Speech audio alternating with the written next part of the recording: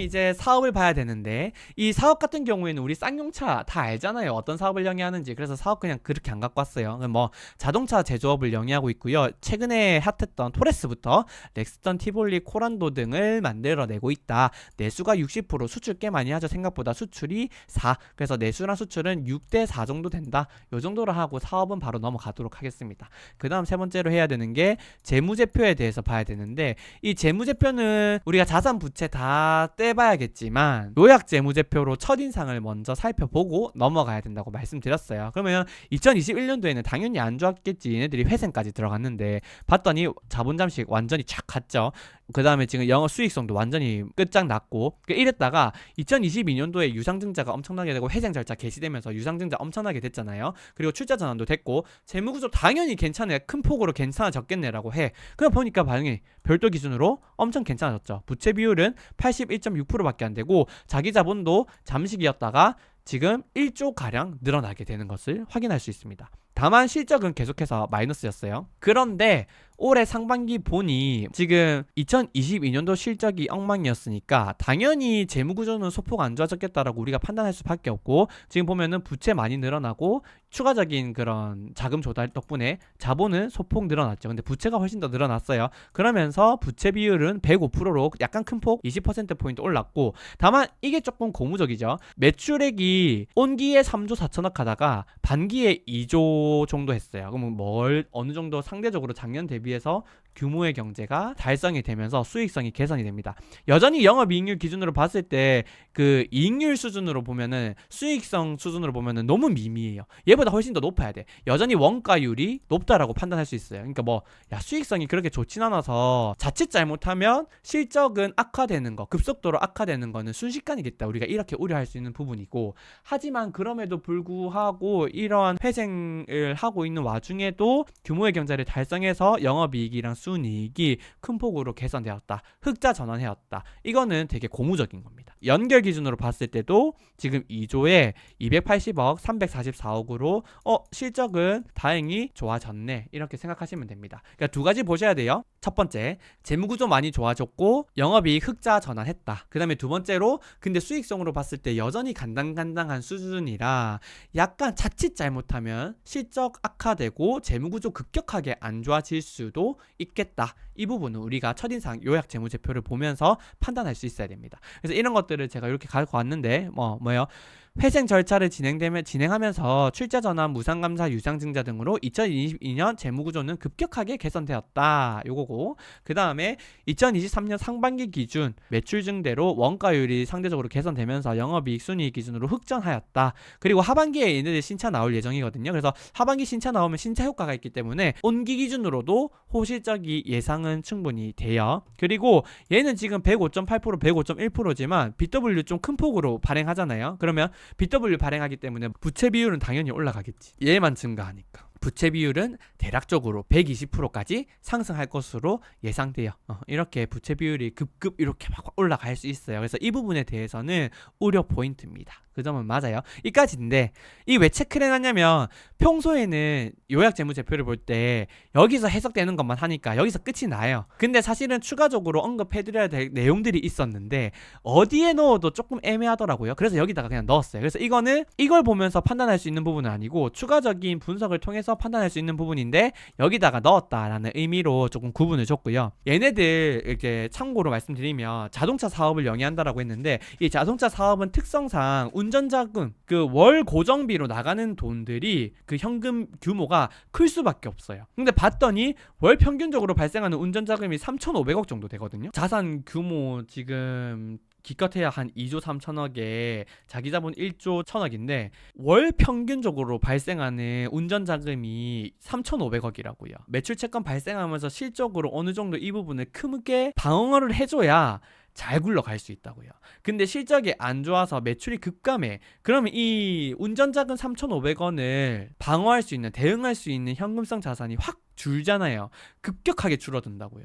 그러면 큰 문제가 발생할 수도 있어요. 그래서 이런 부분에서 뭐가 지금 확보가 안 된 거예요. 지금 당장의 재무 구조는 괜찮지만 이 재무 안정성, 재무 구조가 이렇게 탁 우량해서 어느 정도 탁 잡고 변동성이 극히 제한적인 그런 안정성이 높은 수준이 아니라 엄청나게 낮은 수준이에요. 재무 안정성이. 지금 당장은 재무 구조가 많이 개선됐다고 했지만 급격하게 안 좋아질 가능성이 워낙 큰 거죠. 그래서 이 부분에서 문제가 될 수 있다. 다만 이렇게 영업이 흑자가 나오면 이거는 크게 문제가 안 돼요. 이거 다 회계적으로 어느 정도의 그 간극은 있겠지만 괴리는 있겠지만 흑자가 났다라는 거는 그만큼 월 평균 운전 자금을 다 대응을 하고 있다라는 거기 때문에 지금 3,500억 대응하면서 지금 순이익을 이만큼 내는 거잖아요. 그러니까 잘하고 있다라고 판단해 주는 건 당연한 겁니다. 그래서 이렇게 참고해 주시면 되고, 그 다음에 사실은 이까지만 봐도 플러스 요소긴 해.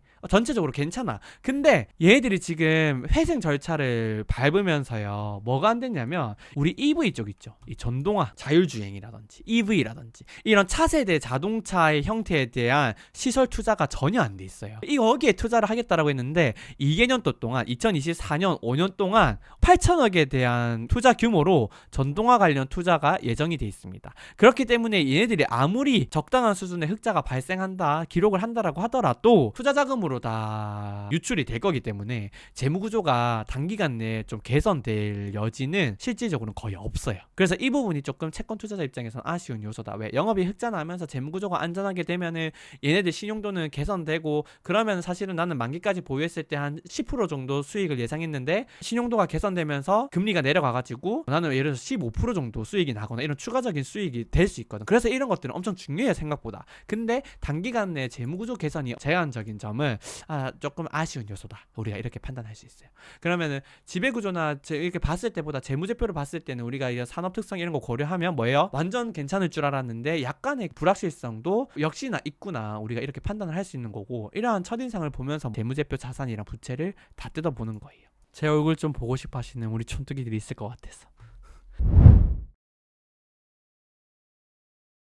그 다음에 이제 봐야 되는 게 재무제표 자산이거든요. 자산을 이제 하나씩 다 분해를 해볼 건데요. 유동자산, 비유동자산 중에 제조업이나 이런 걸 경우에는 유형자산이 필수적으로 이렇게 많이 필요하기 때문에 비유동자산보다 유동자산이 많을 순 없어요. 제가 봤을 때. 극히 제한적이에요. 그럼에도 불구하고 유동자산이 비유동자산이랑 비교했을 때 한 4대 6 정도 되면은 되게 괜찮은 애다 그랬는데, 여기 딱 그렇죠. 유동자산이 많아요. 40%.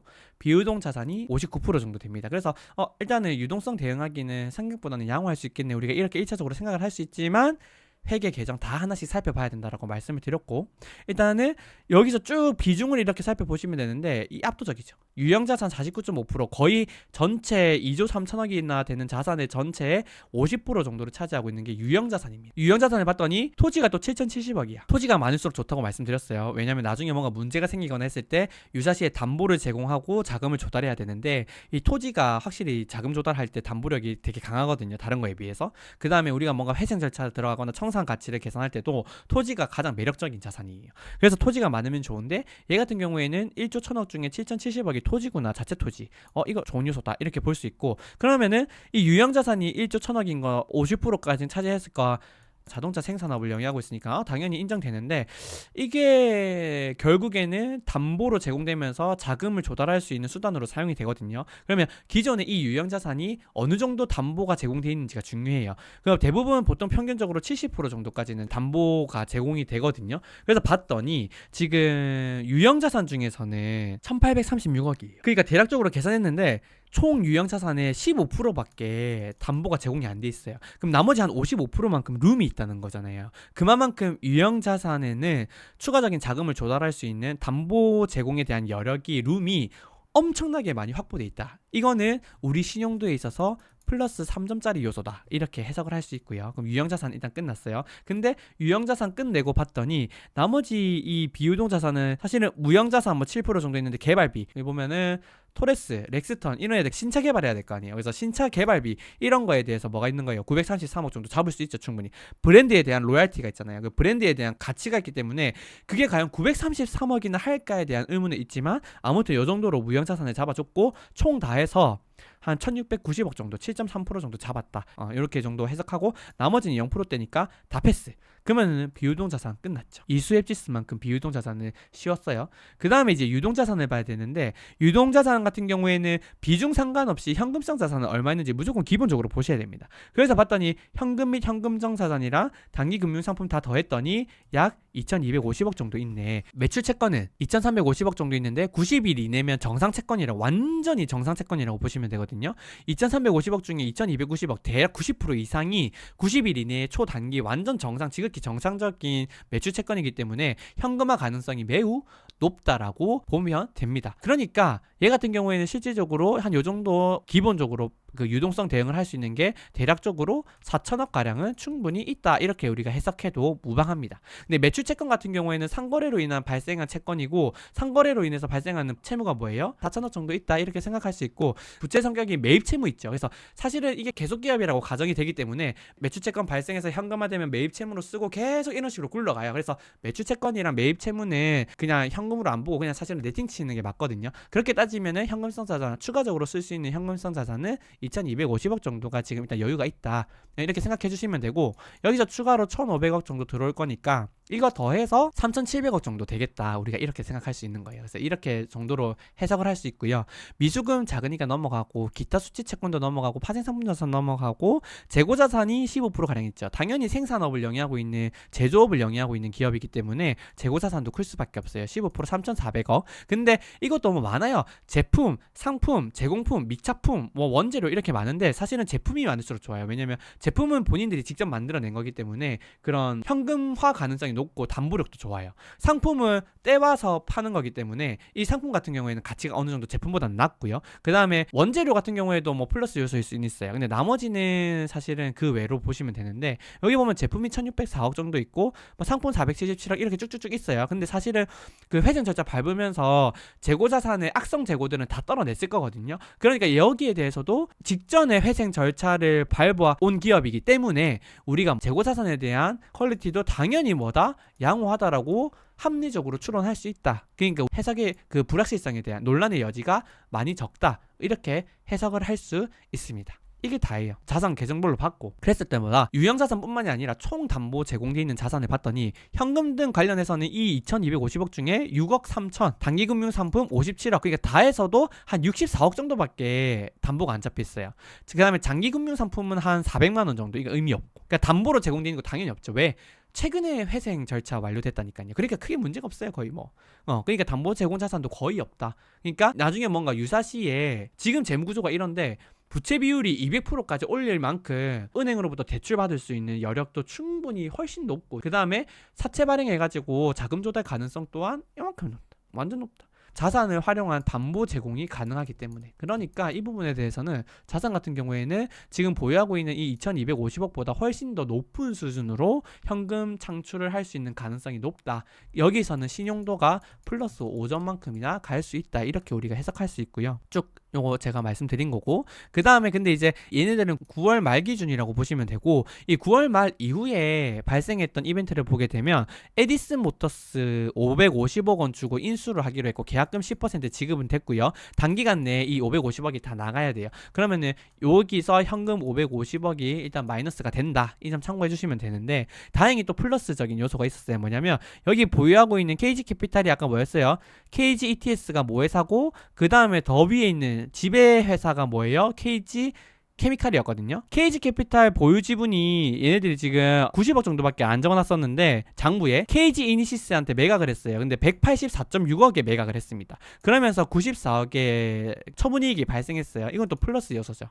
그러니까 현금 기준으로 봤을 때는 90억 없어지고 185억 들어왔는데 55억 나갔고, 그러니까 총 다 해서 550억까지 해서 나갈 예정이다, 우리는 이렇게 이해할 수 있어요. 다만 자산이 2조 3천억이나 되는데 그 정도의 규모는 미미한 수준이다, 우리가 이렇게 해석할 수 있어요.